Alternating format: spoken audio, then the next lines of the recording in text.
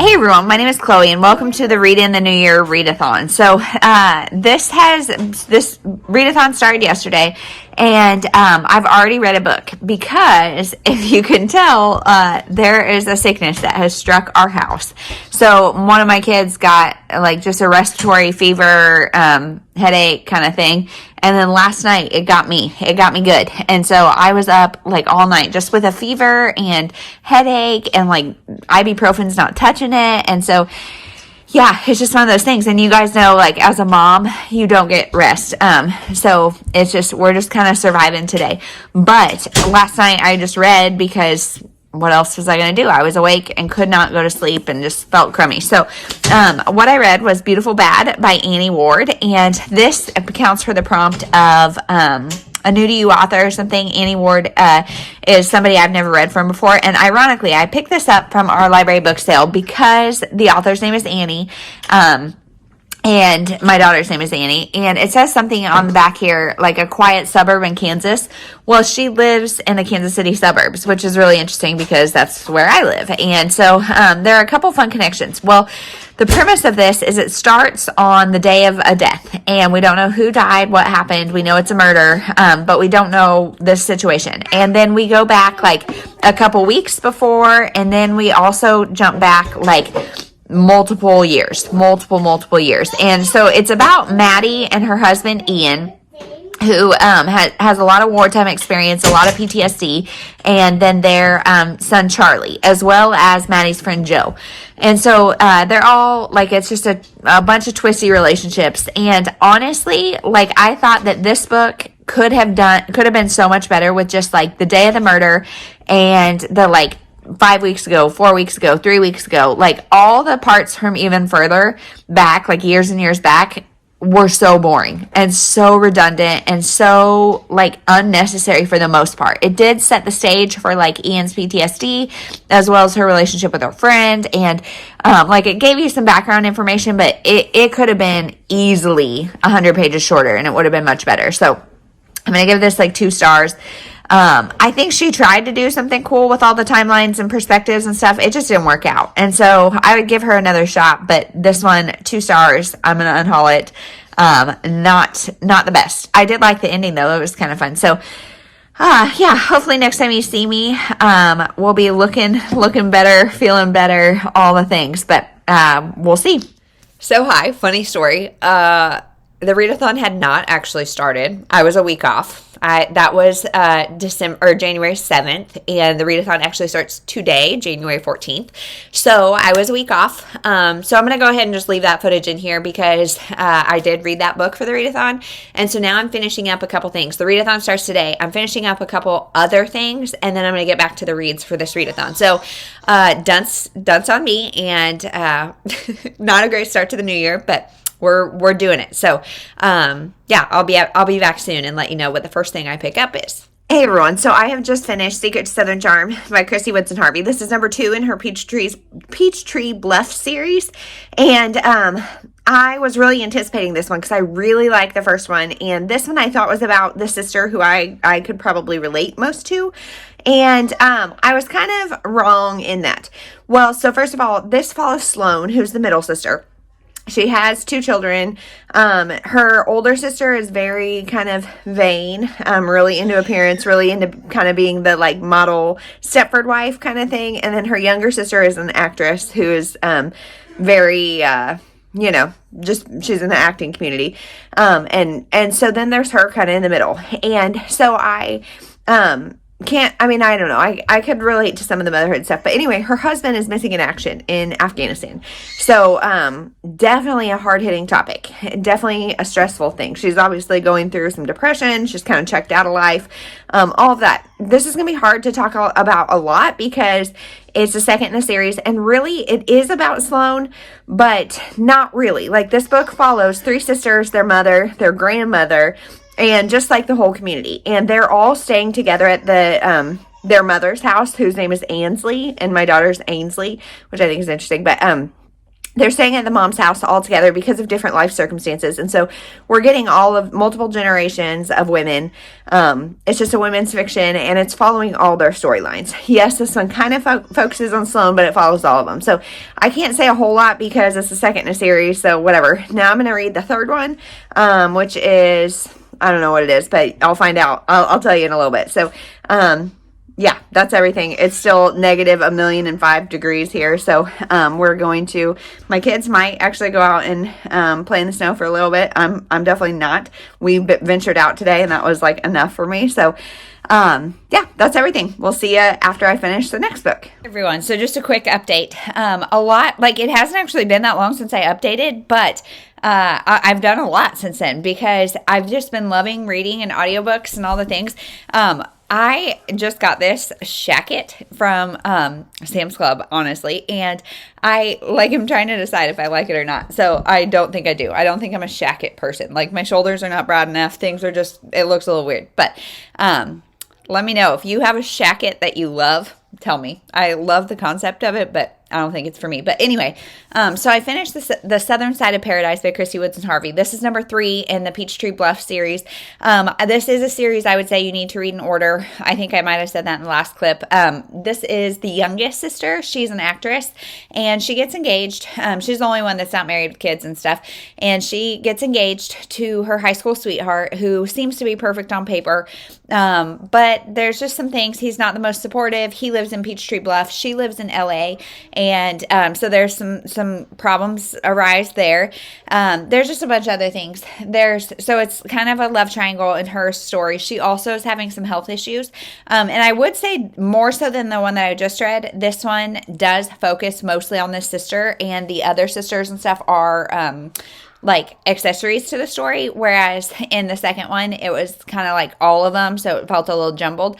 This one definitely felt more focused, and I really enjoyed this one. And now there's one more. Christmas at Peachtree Bluff, I think, is the last one, and I may or may not have just ordered it on Pango this morning, so yeah, definitely gonna read that one. But so there's this. And then I read Beyond the Wire by James D. Shipman. And this is one of these books that makes me hate being a YouTuber. Honestly, like I didn't like this book, and I can't even tell you why. So this is a historical fiction set in Auschwitz, based on a true story of a rebellion, revolt kind of thing that happened there. So our main character, Jacob, I don't think that's how you actually say it. It's Jakub, but we'll just say Jacob. Jacob meets this girl named Anna. She's in the women's camp. He's in, obviously, Auschwitz, and both have somewhat terrible jobs. His job is to go through the deceased, and anything that's in their clothes or anything, take it. And so it's his story, and he meets Anna, and they are trying to get to each other. So there's that, and then, like, part of her job, she works, she works in the factories, and they're trying to collect, like, gunpowder, to stage this revolt. So they're kind of working for similar goals in different ways. Anyway, all that to say, this book is written by a man, told mostly from a male main character. Oh my goodness. And for some reason, like, that's not my favorite, but it's like that's not always true. So for some reason, I felt detached from this, which is such a harrowing, emotionally impactful time. Like, for me to feel detached feels weird. And, like, I don't know, we kind of jump in immediately to the action, which is good. But I felt like I needed a little more character development to kind of get me emotionally invested in this couple. And there were also times where I was like, wait, how are they doing that? Like, prisoners of Auschwitz don't have a lot of freedom. So, like, how are they doing that? And, like, I don't know. Like, there were just different jumps of things that I was like, wait, I feel like I'm missing something. Like, I need a piece of information here. So, overall, I don't know. I liked parts of this book, but in general, I just didn't love it. And I don't really know why. The romance was fine, but, like, I don't feel like I was really invested in it. Them as people were fine, but I don't feel really invested. The situation, of course, is something that is, like, extremely tense, emotionally impactful, so you've got all of that, like, automatically working for you, but I don't know. For some reason, didn't love this book. So there's that. It's got really high ratings. I know a lot of other people really like it. It just wasn't for me. Like, the writing style was at times descriptive and at times left too many like plot holes. I don't know. It just was not my favorite. So now I'm reading this one. If I'd known then, I think I might have said I was going to read. So this is by an anthology of letters that people have written to themselves. So this is women in their 20s and 30s write letters to their younger self. This is compiled by editor Ellyn Spragins, and she's got 2 of them. If I'd known then and like what I wish I had known or something, this is the only one my library has physically. And with letters like this and stuff, I prefer to read it physically over trying to like see it in an ebook or anything like that. So I switched it up to read this one, and this one's fine. These have pretty low ratings on Goodreads, and I'm not sure why, but this one has Jessica Alba, Natasha Bedingfield, Sarah Blakely, Amanda Borden, Sasha Cohen, Sonia Kitchell, Danica McKellar, et cetera, et cetera, et cetera. Anyway, all these people are, so you get a page or 2 of who they are, what their kind of background story is, or why they chose this time of life to write themselves, because they're in their 20s and 30s at the time of writing this. And I think this came out in the early 2000s. I don't know. But anyway, so they're writing to themselves at some sort of pivotal moment when they were a teen, tween, something like that. And so we kind of get, like, Ellyn Spragins writes a page or 2 telling us kind of what was going on contextually in their life. And then we get a letter from them to their younger selves. They're kind of feel like, honestly, I was like, at first I was like, maybe I'm just going to read the letters to themselves, because if something, it feels kind of weird, but now I'm reading it all. But now I'm like, honestly, more interested in kind of the brief background of their life, because like the founder of Spanx had 8 people or something, really, like as a 20 something, 8 really close friends, died through crazy circumstances. And like just knowing that background and kind of then how she uses that to like formulate her business model and stuff was interesting. Like that part's interesting.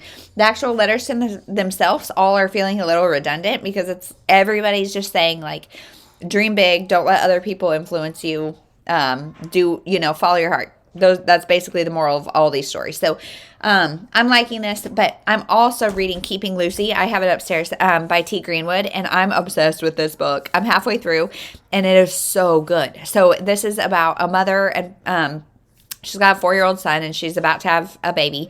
She goes into labor like 2 weeks early, and the baby is born with Down syndrome. And so it's a historical. It's told, I can't remember. I mean, the only way you know it's historical is just because of what was done. But so I can't remember when it's set. But she is told that her baby is going to go to some sort of institute because it's just too much stress on the family to raise this child. And she's like, no, I'm keeping my baby.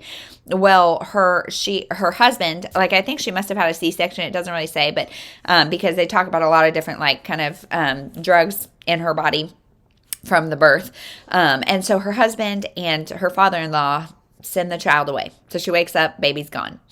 And now 2 years later, she sees a news report that there's like criminal things happening in this institute where her daughter is. Her husband has told everybody that the baby died. The baby was born stillborn, all that. They are acting as if they don't have a child.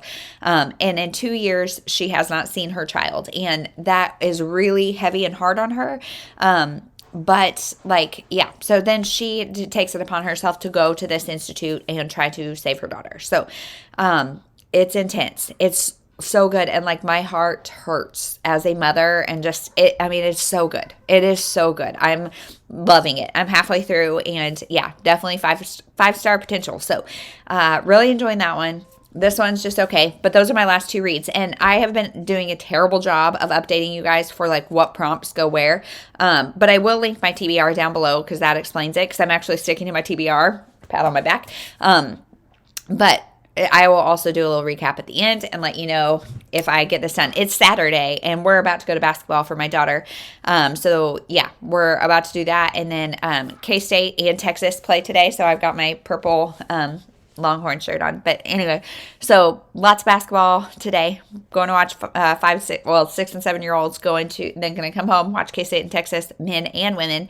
And then tomorrow is the last day of the readathon, and the Chiefs are in the playoffs. So just a sports and books weekend, my favorite kind. So I will let you know either today or tomorrow when I finish these last 2 books for the readathon. So we'll check and see. So it's the next day, and I'm happy to say I have easily finished these 2 books. So I read If I'd Known Then by Ellyn Spragins. And this one, so the little blurb here says, women in their 20s and 30s write letters to their younger selves.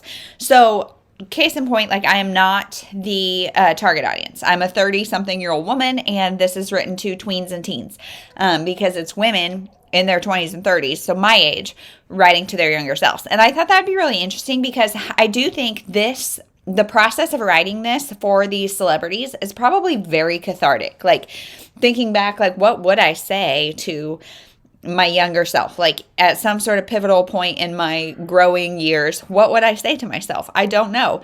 And so that was interesting to think about. And I really think this is probably cathartic for the authors. However, I, as a reader, didn't love it.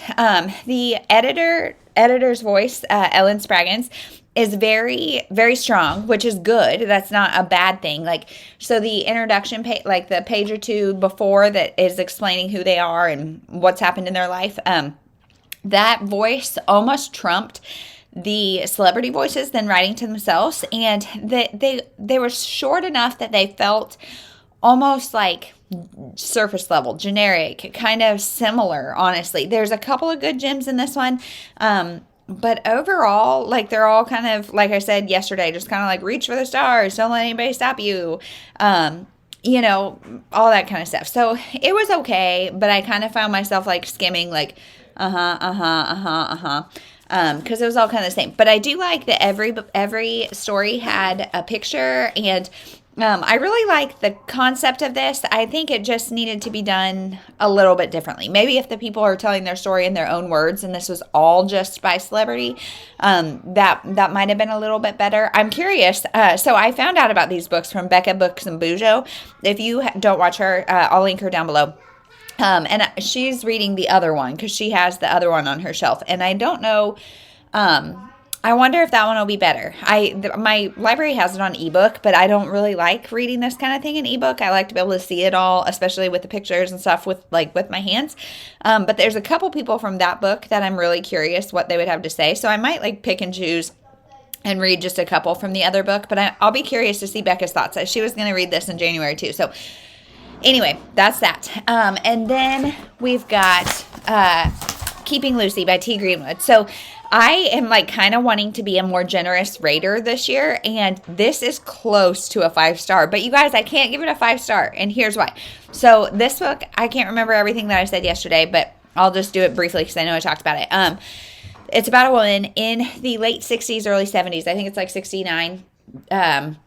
She has this baby, and her husband and father-in-law make a decision without her knowledge that this baby, because she was born with Down syndrome, is going to go to this institution, and they are going to tell family and friends that the baby was stillborn, all that kind of stuff. And so that decision got made without her consent, without anything. And so now it's 2 years later, and her best friend Marcia is like, hey, have you seen the news? And she's like, no, what? And she's like, that institution, terrible, terrible things are happening there. So Jenny is our main character. She takes it upon herself with Marcia and her 6-year-old son and goes to rescue Lucy as their little daughter, who's now 2.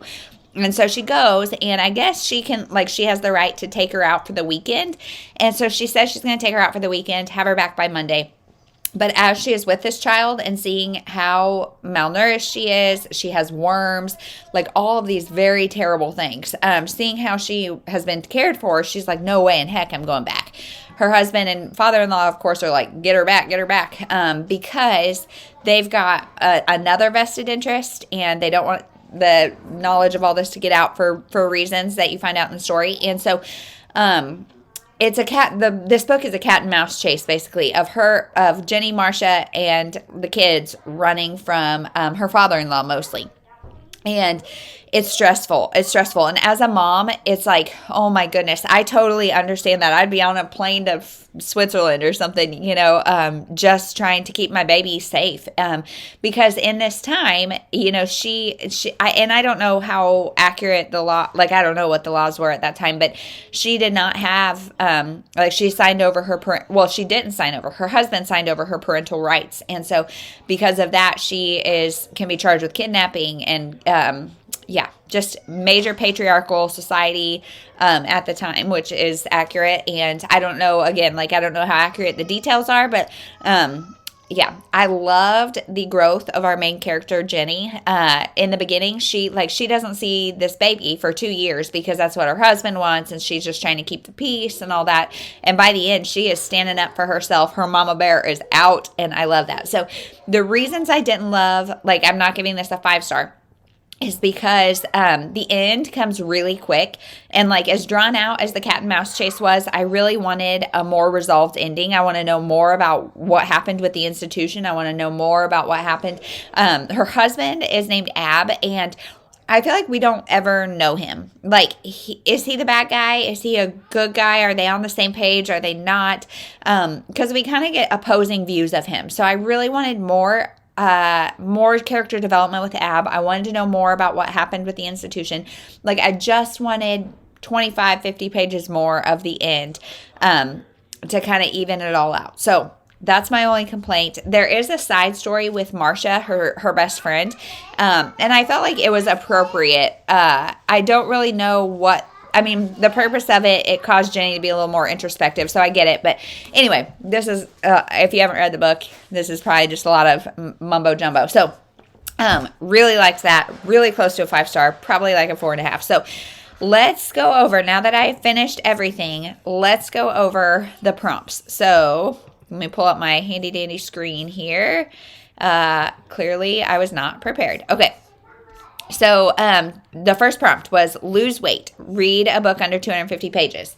So, that's going to be, if I'd known then, this is 180 pages. So, if I'd known then counts for that. Then we've got, eat healthy, read a book that has food as a part of the story or the cover. So, that's this. Oranges on the cover. Food is not a part of the story, but so it goes.